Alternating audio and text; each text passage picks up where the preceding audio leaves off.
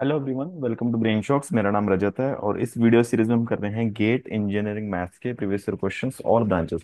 हर video में हम 5 questions करते हैं। फिलहाल हमारा टॉपिक चल रहा है प्रोबेबिलिटी डिस्ट्रीब्यूशन।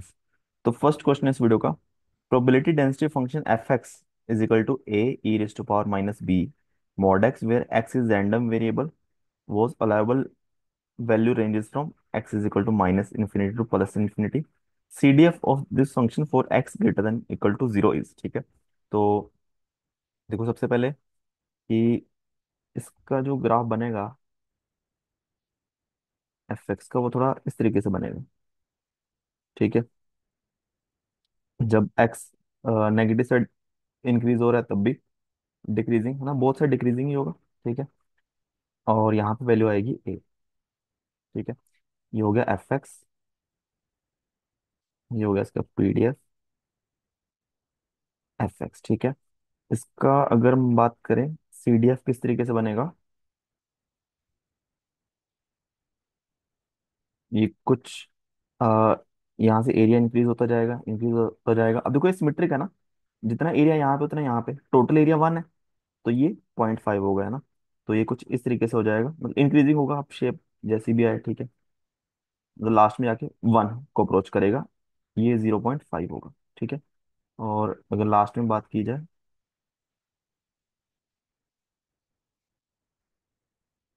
ठीक है, 1 को अप्रोच कर रहा होगा, ये हो गया हमारा CDF। इसको मैं लिख लेता हूँ GX। ठीक है, इसमें ये पता चलता है कि G 0, ये 1/2 होना चाहिए, और जी इनफाइनेट 1 होना चाहिए। ठीक है, इनफाइनेट भी आके तो सारा एरिया कर लेगा, 1 हो जाएगा। ठीक है, अब इन्होंने जो ऑप्शन दिए ना, ए और बी के बीच में रिलेशन होना चाहिए एग्जैक्टली पीडीएफ। कब होगा, जब इसका एरिया 1 होगा। ठीक है, तो उस हिसाब से ए और बी में रिलेशन आ जाएगा। तो बट हमें ऑप्शन ए और बी की फॉर्म में दिए हुए हैं। ठीक है, अगर मैं पहले ऑप्शन में देखूं, अगर मैं 0 पुट करूं एक्स की वैल्यू, तो ये ए बाई बी आ जाएगा, यानी ए बाई बी 1/2 के इक्वल होना चाहिए अगर ये CDF हुआ तो। ठीक है, इनफाइनेट अब जाके तो इनफाइनेट हो रहा है, तो ऑप्शन गलत हो गया।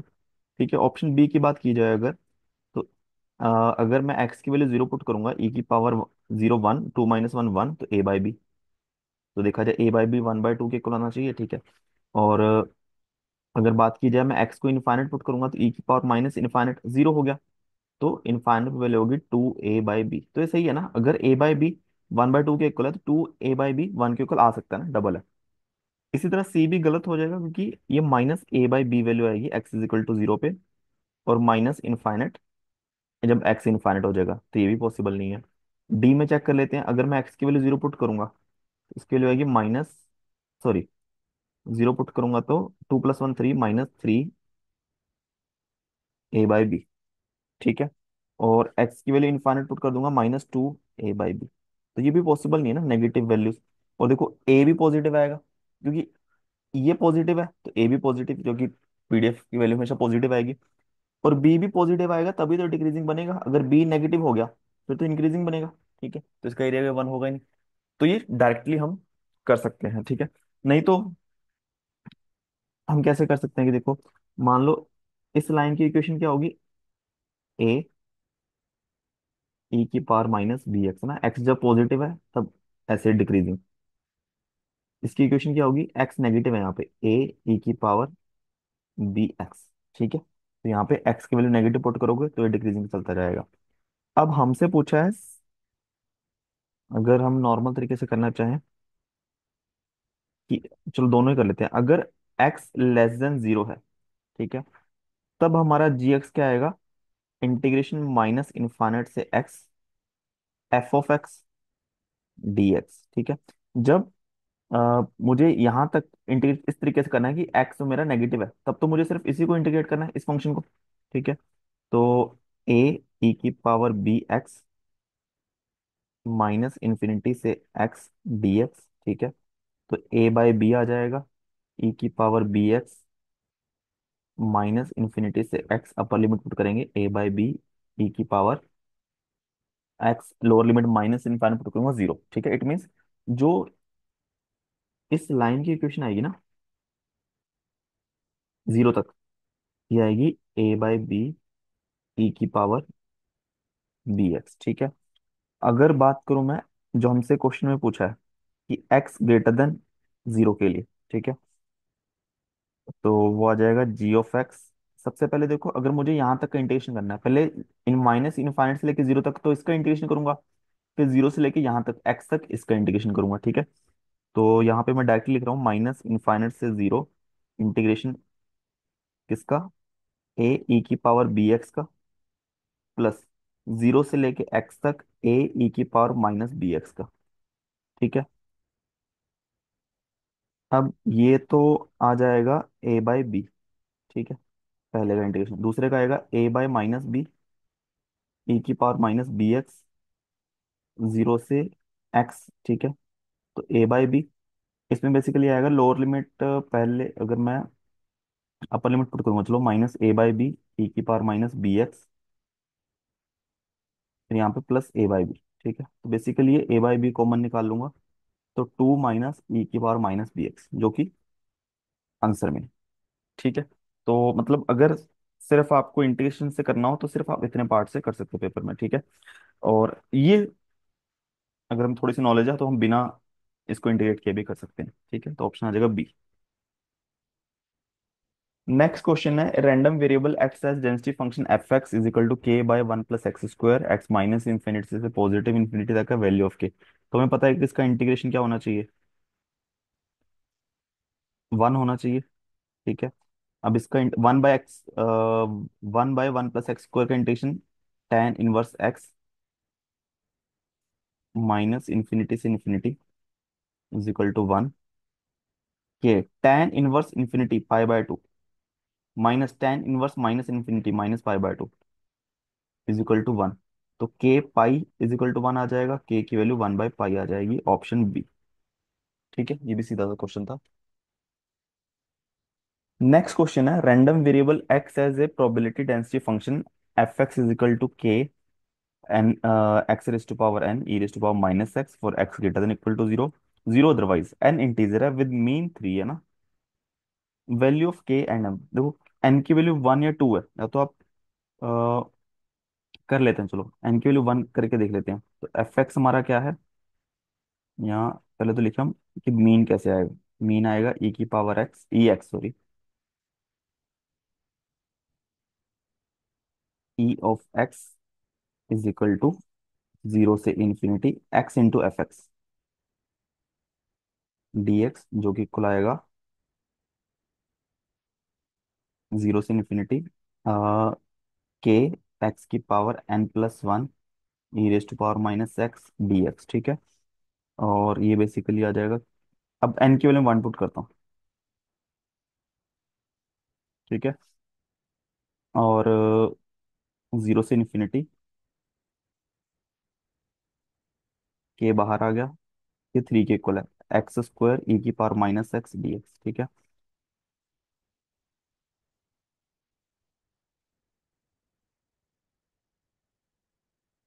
और इसका इंटीग्रेशन जो आएगा, देखो एक्स स्क्वायर ई की पावर माइनस एक्स का इंटीग्रेशन, तो माइनस ई की power minus x minus x square का डेरिवेटिव, फिर दोबारा माइनस ई की पावर माइनस एक्स का इंटीग्रेशन ई की पावर माइनस एक्स, फिर प्लस टू एक्स का डेरिवेटिव टू, और साथ में ई की पावर एक्स का इंटीग्रेशन माइनस ई की पावर माइनस एक्स, जीरो से इन्फिनिटी के, और इन्फिनिटी पुट करेंगे, ये भी जीरो, ये भी जीरो, ये भी जीरो, ई की पावर माइनस इन्फिनिटी जीरो, ये भी जीरो, ये भी जीरो, ठीक है। माइनस लोअर लिमिट एक्स की वैल्यू जीरो पुट करेंगे, ये जीरो, ये बच गया बस ना, तो माइनस टू आ जाएगा। तो बेसिकली टू के इक्वल टू थ्री, और के की value three by two,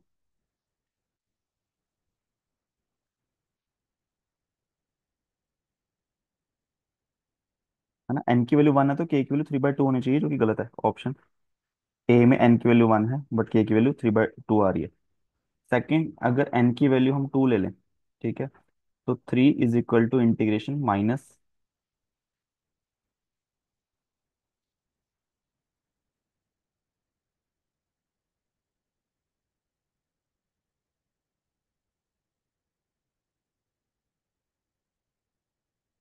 minus sorry zero से लेके इन्फिनिटी तक के बाहर आ गया, एक्स क्यूब ई की power minus X D X, ठीक है। देखो 3 इज इक्वल टू के। सबसे पहले देखो, अगर देखा जाए ये क्या आ रहा है, माइनस माइनस ही आ रहे हैं सारे। ये माइनस एक्स क्यूब ई की पावर माइनस एक्स, एक्स का डेरिवेटिव 3x² ई की power minus x, minus 6x ई की पावर माइनस एक्स, माइनस 6 ई की पावर माइनस एक्स, और लिमिट जीरो से इन्फिनिटी। 3 इज इक्वल टू के, अपर लिमिट पुट करूंगा पूरा ही जीरो आएगा, लोअर लिमिट पुट करूंगा ये भी जीरो, ये भी जीरो, ये भी जीरो, ये नॉन जीरो, -6, ठीक है। तो यहाँ पे आ गया 3 इज इक्वल टू 6 के, के इज इक्वल टू 3/6 यानी 1/2, ठीक है। एन की वैल्यू 2 आ गई, के की वैल्यू 1/2, ठीक है। ऑप्शन सी आएगा, ठीक है। इसको अगर आप जनरल तरीके से करना चाहो, अब देखो हमें किसका इंटीग्रेशन करना है, इसका करना है इंटीग्रेशन। अब हमने किया होता, देखो एक्स की पावर n+1 है, ई की पावर माइनस एक्स, इसका डेरिवेटिव n+1 एक्स की पावर n, फिर इसका इंटीग्रेशन ई की पावर माइनस एक्स, इसका डेरिवेटिव n+1 n एक्स की पावर n-1, जिसका ई की पावर माइनस एक्स। ये जाते जाते क्या हो जाएगा, जहाँ पे कांस्टेंट कब आएगा, मतलब ओनली 6 जैसे आया ना, तो ये 3 आ गया, या फिर 2 आया, फिर 1 आया, ठीक है। इस तरीके से पहले n आया, n+1 आया, फिर n आया, n-1, अब तो करते करते 1 आ जाएगा। तो लास्ट में जो बचेगा वो बनेगा n+1 का फैक्टोरियल, ठीक है। जैसे यहाँ पे ये 3 का फैक्टोरियल बना, और वहां तक पता नहीं ई की पावर माइनस एक्स पॉजिटिव होगा नेगेटिव होगा कुछ भी हो। और ये आ गया, इंटीग्रेशन क्या आएगी, इनका मल्टीप्लिकेशन माइनस इनका मल्टीप्लिकेशन प्लस इनका मल्टीप्लिकेशन, बट साइन हमेशा नेगेटिव ही रहेगा, ठीक है। माइनस एक्स की पावर n+1 ई की power minus x, minus x की माइनस n+1 ई की power minus x, sorry x की पावर n ई की पावर माइनस एक्स, फिर आगे -n+1 n एक्स की पावर n-1 ई की power minus x, and and तक जाते जाते -n+1 फैक्टोरियल ई की पावर माइनस एक्स, ये आ जाएगा जीरो से लेके इन्फिनिटी तक, ठीक है। और जब हम लिमिट पुट करेंगे कि अपर लिमिट तो सब में जीरो आ जाएगी, लोअर लिमिट में क्या बचेगा, -n+1 का फैक्टोरियल इज इक्वल टू 3। तो बेसिकली n+1 का factorial k is equal to 3 आएगा, ठीक है। तो k की वैल्यू आएगी 3/n+1 का फैक्टोरियल, ठीक है। अब यहाँ पे अगर n की वैल्यू आप 1 लोगे तो 1+1 2 फैक्टोरियल 2, k की वैल्यू आएगी 3/2, जो कि हमारे पहले केस में आई थी, ठीक है। अगर आप n की वैल्यू लोगे 2, तो k की वैल्यू क्या आएगी, 3 2 + 1, 3 का फैक्टोरियल 6, 3/6 यानी 1/2, जो कि हमारी सेकंड केस में आएगी, ठीक है। तो इस तरीके से आप कर सकते हो, बेसिकली पैटर्न है ऐसे। क्वेश्चन हमने पहले भी किए हैं, ठीक है, क्योंकि ये उसमें काम आएंगे ना, एक्सपोनेंशियल रैंडम वेरिएबल, ठीक है। नेक्स्ट क्वेश्चन है, what is the probability that at most 5 defective fuse would be found in box of 200 fuse if 2% of such fuse are defective, ठीक है। देखो यहाँ पे हम इस क्वेश्चन को दो तरीके से करते हैं, बायनोमियल से भी कर सकते हैं ना, कि बायनोमियल में अगर देखा जाए, हमारे पास कितने फ्यूज हैं टोटल, 200 फ्यूज हैं, तो एन 200 हो गया, ठीक है। डिफेक्टिव होने की प्रोबेबिलिटी 2% है, तो पी होगा 2%, 2.02। और हमें देखना है एटमोस्ट 5 के डिफेक्टिव होने की, तो देखो X less than equal to कि 5 या 5 से कम फ्यूज होने की प्रोबेबिलिटी दिख, ठीक है। ये इंडिविजुअल 5 फ्यूज डिफेक्टिव होने की प्रोबेबिलिटी 4 3 2 1 0, तो इन सबका सम जो आएगा वो आएगा 0.78652, ठीक है। तो ऑप्शन बी जैसे बनेगा, बेसिकली इसमें आर फ्यूज डिफेक्ट होने की प्रोबेबिलिटी क्या है, NCR 0.02 की पावर R 0.98 की पावर, ऊपर लिख देते हैं इसको, तो यहाँ पे आएगा आर फ्यूज डिफेक्ट होने की प्रोबेबिलिटी NCR 0.02, यहाँ पे 200 लिख देते हैं, की पावर R 0.98 की पावर n-1, ठीक है। एट मोस्ट 5 पूछा तो आर के लिए 0 1 2 3 4 5 के लिए हमें प्रोबेबिलिटी कैलकुलेट करनी पड़ेगी, और सबका सम, ठीक है। अब क्या होता है कि अगर बायनोमियल में एन बहुत बड़ा हो, है ना, जैसे इसको सॉल्व करना थोड़ा सा डिफिकल्ट रहेगा क्योंकि 200 फैक्टोरियल चाहिए, कैलकुलेशन ज़्यादा हो जाएगी। जब एन काफ़ी ज़्यादा हो जाए तो बायनॉमियल डिस्ट्रीब्यूशन और पॉइजन डिस्ट्रीब्यूशन सेम ही हो जाती है, ठीक है। जैसे पॉइजन डिस्ट्रीब्यूशन में अगर देखा जाए, टोटल फ्यूज हमारे पास 200 है, तो यहाँ पे लैम्डा कितना आ जाएगा कि एवरेज कितने फ्यूज डिफेक्टिव हैं, 2% डिफेक्टिव होते हैं टोटल का, तो 4 फ्यूज डिफेक्टिव हैं। तो यहाँ पे के फ्यूज डिफेक्टिव होने की प्रोबेबिलिटी ई की पावर माइनस लैम्डा यानी ई की पावर -4 लैम्डा की पावर के डिवाइड बाय के फैक्टोरियल, ठीक है। तो इसमें एटमोस्ट 5 की वैल्यू पूछिए, तो यहाँ पे जब हम निकालेंगे तब इसकी वैल्यू देखो अप्रोक्सीमेट सेम आ रही है, और उसका डिस्ट्रीब्यूशन ग्राफ भी देखो, ठीक है। देखो मीन 4 ही है, इसका 4 है, स्टैंडर्ड डिविएशन 2, इसका अप्रोक्सीमेट 2, ठीक है, वेरिएंस 4 अप्रोक्सीमेट 4, ठीक है। तो वैसे तो ईएससी का है तो दोनों तरीके कर ही नहीं पाएंगे, विदाउट कैलकुलेटर पॉसिबल ही नहीं है ना, बहुत मुश्किल है, बट हाँ कैलकुलेटर हो तो ये थोड़ा फिर भी आसान है, क्योंकि अगर मुझे देखा जाए कि मुझे कैलकुलेट करना हो कि प्रोबेबिलिटी ऑफ के लेस देन इक्वल टू 5, ठीक है, ये यहाँ पे लिखता हूँ, प्रोबेबिलिटी एट मोस्ट 5 है ना, तो जीरो के लिए क्या आएगा देखो, ई की पावर -4 तो आएगा ही आएगा सब में, तो ये कॉमन ही आ जाएगा, ठीक है। पहले के की वैल्यू में 1 0 पुट करता हूँ तो 1 आ जाएगा, के की वैल्यू 2 पुट करूंगा 4 का स्क्वायर डिवाइड बाय 2 फैक्टोरियल, नहीं सॉरी के की वैल्यू 1 के लिए तो 4 ही आ जाएगा, फिर 2 के लिए 16 8 आ जाएगा, ठीक है। फिर 3 के लिए 64/6 यानी कि 32/3, 5 के लिए क्या आ जाएगा, नहीं एक मिनट अभी तो 3 के लिए पहुंचे ना,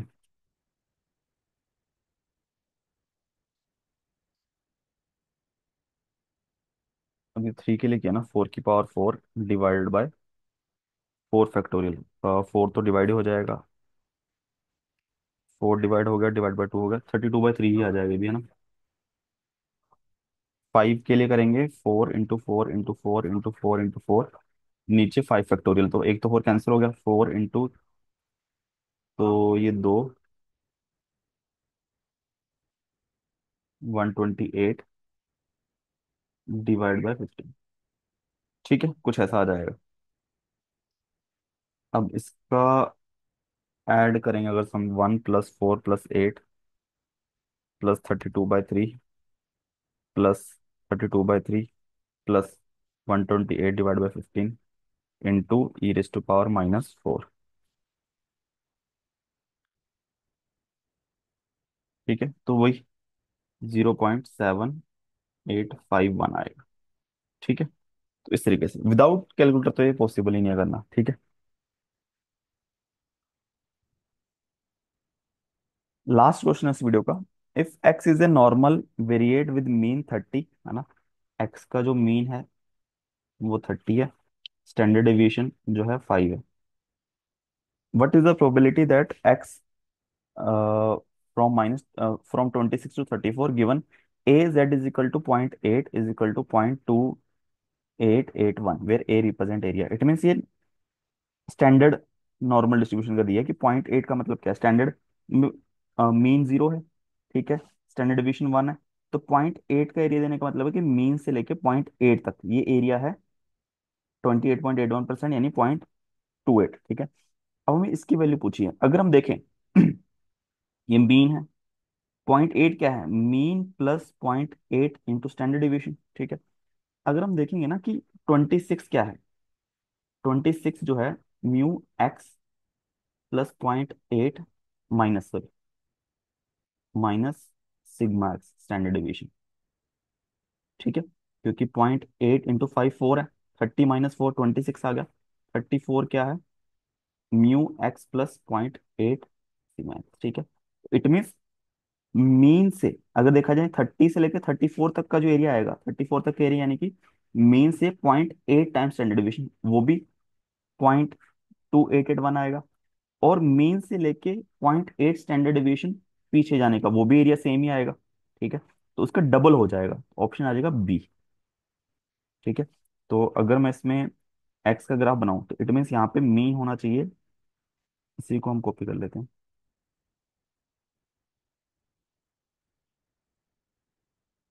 ठीक है। अगर देखा जाए यहाँ पे होना चाहिए मीन हमारा 30, मीन 30 है, यस। ये वन पे क्या होना चाहिए, mean plus one standard division, standard division 5 है, 35। ठीक है, ये वाला पॉइंट होना चाहिए, ये पॉइंट हो गया 35, ये पॉइंट जो हो गया ये वाला, ये पॉइंट 8 टाइम्स हो गया 34। सिमिलरली ये वाला पॉइंट हो गया 25, और सिमिलर जैसे पॉइंट उतना आप पीछे जाएंगे तो ये पॉइंट होना चाहिए 26। ठीक है, अगर ये एरिया 28% है तो उतना ही हम मीन से पीछे जाएंगे तो ये भी 28.81% होगा। ठीक है, टोटल मिला के 57.62, यानी 0.5762। ठीक है, तो अब ऐसे क्वेश्चन में आई थिंक बहुत ज़्यादा दिक्कत नहीं आनी चाहिए, इसमें कुछ भी कैलकुलेशन वगैरह करने की जरूरत है ही नहीं।